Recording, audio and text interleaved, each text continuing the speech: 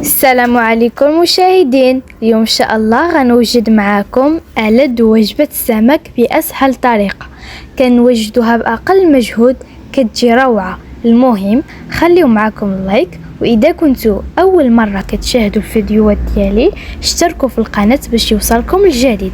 ودابا ندوزو طريقة التحضير. بسم الله على بركة الله.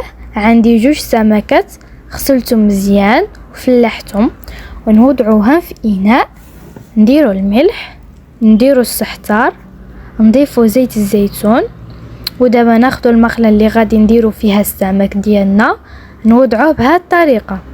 من بعد ندوزو باش نعدلو التوابل الخضر. اولا نفرغو البطاطا الحلوه ومطيشه اللي قطعناهم بهذا الشكل.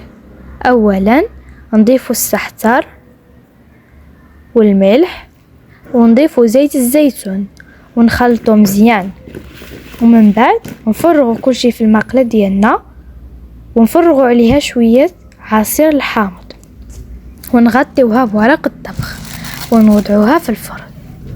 وهذا هو الشكل النهائي كيف ما كتشوفوا معنا. الصراحه كتجي رائعه والمذاق ديالها يا سلام. تحمري بها وجهك مع ضيافك، كتوجد بسرعه. واللي دق هذا الطبق دائما كيسولني على الطريقه ديال التحضير.